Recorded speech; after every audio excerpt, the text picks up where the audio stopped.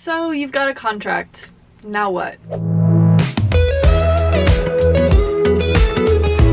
Hey guys, if you're new here, my name is Kristine Kugler and I'm a professional dancer for Royal Caribbean. By the time you see this video, I would have already announced it. So my next contract is going to be on Utopia of the Seas in the theater cast. I am so excited for my next contract and of course to bring you guys along to all of it, but we're gonna start from step one. What is the next step after you get a contract? I get so many questions and comments in my DMs about this process and it's really not talked about all that often. I'm going to share as much as I can, of course, about what happens from the very first day you receive an offer to the day you step into rehearsals and start your contract. Alright, let's get started. So the very first thing that will happen is you open up your email and you see right there, Royal Caribbean offer for your name and the ship. Everyone has a Royal Caribbean offer story, like the day that they saw their first offer in their email. My little fun fact about all the emails I've received with an offer is that I get notifications for all my emails on my phone, and for some reason, all 3 of my contract offers I did not see in a notification. And it was like some weird gut feeling that told me to check my email and refresh, and there it was. The Utopia offer that I just received, I had literally just opened my eyes and the first thing I did was click my email. Again, I never really do this. I don't know why. My gut feeling told me to check my email, and of course the Wi-Fi was not working at all. Like nothing was loading, and then I was getting frustrated, so I logged out of my Wi-Fi, logged back in, kept logging off, logging back in, and then boom, finally refreshed and it was right there. It had been freshly sent. So it's always super exciting because no matter what, it is an email that can change the course of your next year, and it's a very big decision that you're gonna have to make. So it's always exciting when you get a big email like that. Now, the part that not many people talk about is that you don't always have to accept the offer. I think in the dance culture, and especially in our industry, if you haven't done it very long, your instinct is to accept anything that you are offered. Even though it's so exciting when you see an offer in your inbox, you always have to weigh to see if you are really meant to do that contract. I know that's kind of tricky to say because of course you see a job opportunity right in front of you and you want to take it, but there are a lot of factors to consider. For me, the factors to consider are itinerary and length of cruise, as well as the shows that you'll be performing, how long the rehearsal process is, how long the entire contract is, how close it is to where you live, and if people you love will be able to visit, the temperature of the contract. Is it going to be a warm Caribbean contract or is it going to be a cold Alaska contract? Oh, and of course money. I always forget about that one. Of course, money, how much you'll be getting paid, the ship you'll be on, and what class it is. There are so many factors that weigh differently to every single person. Everyone has different priorities and different things that they weigh into their decision, so it's important to just know what you want and do what's best for you. I'm so lucky enough that the first 2 contracts I received were my absolute dream contracts. I knew that they were exactly what I wanted to do, so I didn't even have to think about it. I was going to accept it no matter what. I'm not gonna lie, my Utopia contract, I was a bit hesitant because I wasn't sure if that was actually what I wanted. So as soon as I received the offer was the first time that I pictured myself doing those shows on that ship. And that's why I feel like this time I have actually weighed the pros and cons, had to really figure out what I wanted and what worked best for me and go along from there. Another thing I want to say is that this job is amazing. I love this job so much, and of course there are pros and cons to absolutely everything you do. For me to accept this contract, the cons that I thought of were just really big challenges that I was scared of, and once I prayed about it, confided into friends and family that I confided into and people that have my best interest in heart, I kind of decided that it is a challenge that I want to step into, and I'm really excited for that opportunity. So with all that being said, just make sure that you weigh the pros and cons that matter most to you if you accept an offer. There's no shame in not accepting an offer, but I am going to say there is no guarantee that you'll receive another offer, whereas there is no guarantee that you won't receive another offer. So that's honestly the dance industry. It is a risky business, but that's the way it goes. I actually declined a replacement contract, and I remember being terrified to decline it because again, you're not always guaranteed to be rehired. But through that, I was able to open the opportunity to be offered Ovation, which wouldn't have happened if I didn't decline the previous replacement contract. I would have been on that instead. So everything works out for a reason. Everything happens like it's meant to be. And this goes the same for if anyone has auditioned and hasn't heard back. I've heard people that hear back in a week, and I've heard people that don't hear back in 6 months or 8 months. I personally auditioned several times before I even got my first contract, so I always want to be a little beacon of hope to share that you will be where you are meant to be when you are meant to be there. So now you've accepted the offer, what is next? So the next step is you get your contract in the email, and this is super exciting because you get to see everything laid out. I see the dates we'll start rehearsal, what day we get on the ship, what day we sign off the ship. You'll see your pay, the shows you'll be in, and also all of the extra duties and responsibilities you'll have once you're on board. So then you'll sign that and send it straight back to the office. Hey guys, little time jump to the next thing you have to think about once you receive a cruise contract, which is the necessary trainings before you set sail on your adventure. If this is the start of your first cruise ship contract, you're going to need your STCW training, which stands for Standards of Training, Certification, and Watchkeeping. It's a globally recognized certification to prove that you know how to work safely and effectively on board any vessel. These certificates are not just a box to check, they are essential if you are ever going to work on a ship. Basically, they prove that you are ready and qualified to work at sea. Let's break it down. You'll start with your STCW training, which includes 4 essential courses. In these courses, they will equip you so that you are able to handle any situation you may come across on board. Your first course will be your Personal Survival Techniques course. This will equip you to stay safe and also how to survive in case of a real emergency at sea. The second course is Fire Prevention and Firefighting. Fire safety is extremely important on board, so this course is going to equip you with fire safety techniques and how to handle any sort of fire situation on board. The third course is Elementary First Aid. Now this is extremely important because accidents happen all the time. So knowing basic first aid training is essential for everyone who works on board. The fourth course is Personal Safety and Social Responsibilities. Now this course is going to help you learn how to conduct yourself safely and responsibly while you're working on board. Also, depending on the company you work for and your position on board, you may have to receive security awareness and crowd management training. Now, once you've completed your training, you will receive your certificates. And now this is super important because these are all mandatory. No matter what your job is on board, as a dancer, hotel maintenance staff, a chef, an engineer, everyone will go through at least STCW training. Also, a little reminder, your STCW certificates are valid for 5 years. So I haven't had to renew mine because I got mine before my first contract, which was only 2 years ago. But if I continue working on ships, then in 3 years, I have to renew it once again. Now here's the game changer, and this is how I personally received my STCW training, which is through SQLearn online. Through this maritime training company, you will find all your necessary STCW courses, and they're all approved by Liberia, Panama, and Cyprus flags. The best part about SQLearn and what I loved about it is that you can complete the STCW training at your own pace. So you don't have to worry about travel expenses, you don't have to worry about signing up for any classes. You can just do it from the comfort of your own home on your computer. You can get certified quickly and efficiently on SQLearn. It's a super convenient way for you to get certified and become fully prepared for your new adventure at sea. I'm watching a movie. I got my coffee, and look at Stella. I submit that this was mine.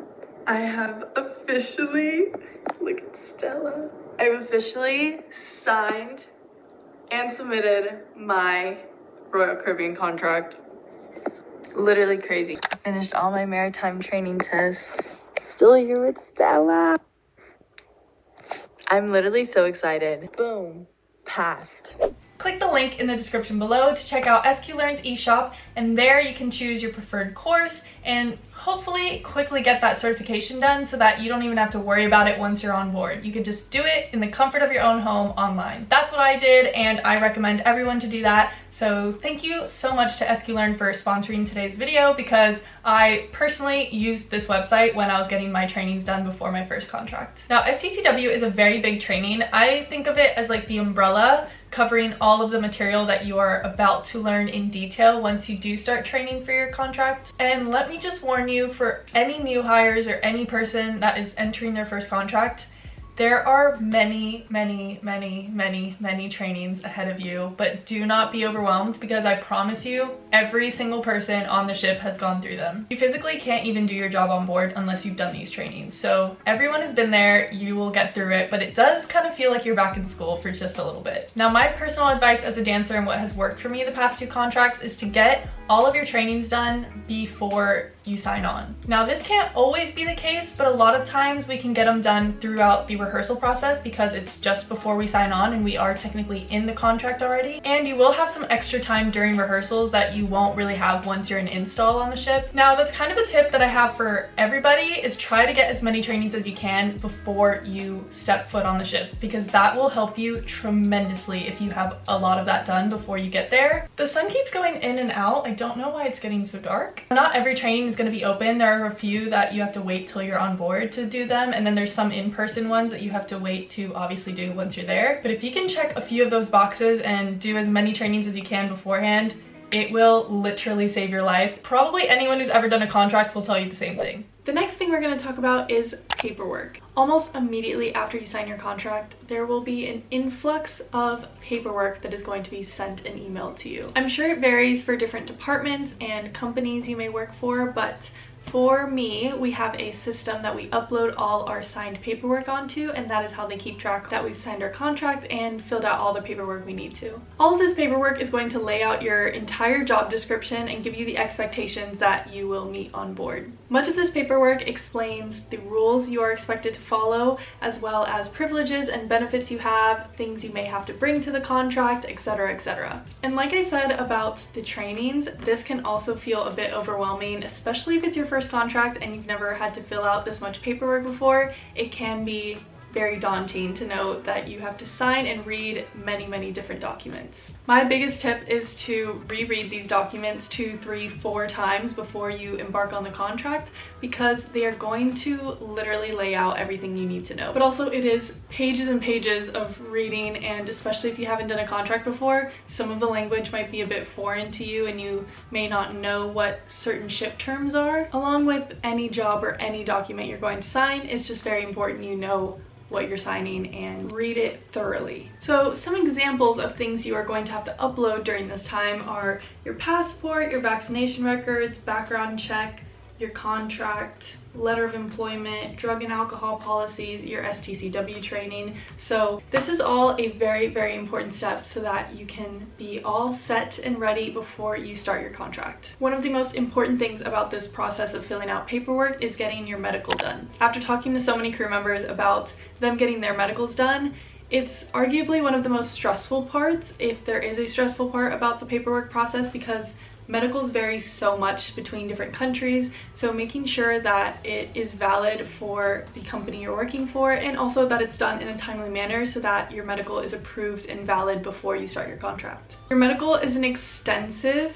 test. They test every bit and bob about you to make sure you are cleared to work and you are fit for duty on board. This could vary, but in my experience, medicals are valid for 2 years, but we have to have a medical that is valid for the entire length of our contract before we start our contract. Hopefully that makes sense. So for a performer like me, again, we typically have longer contracts than many other departments on board.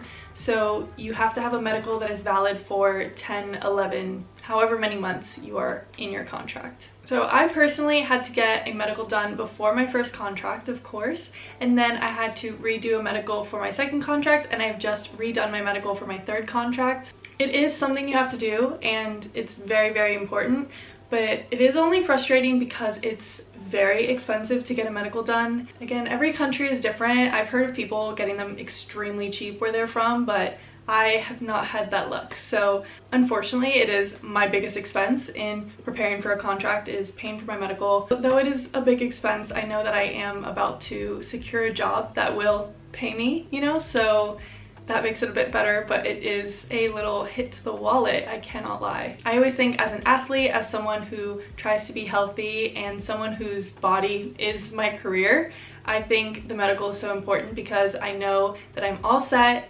valid, checked off before I start my contract, and know I'm all good to start rehearsals. If you have any questions throughout the medical process, you can contact your healthcare provider or the hospital or doctor that is doing your medical, as well as the person in the office that will help you if you have any questions or needs. I actually get so many messages that people ask me about medicals, And I am not a doctor, I'm not a medical professional, so I really don't know. And everyone's experience is different. I can only speak on myself, but if you do have any questions, make sure you're contacting the right people and they will help you get squared away. Hopefully this answered any questions you have about paperwork and quote unquote the boring side of signing documents, but we all have to do it to get one step closer to embarking on our new adventure. Now I know I've thrown a lot of information out there in this video, but now that we are kind of wrapping up what you should get done before your contract, it's super important that you look over everything, make sure everything is signed and uploaded to where your company wants you to upload it. Make sure your medical is all good.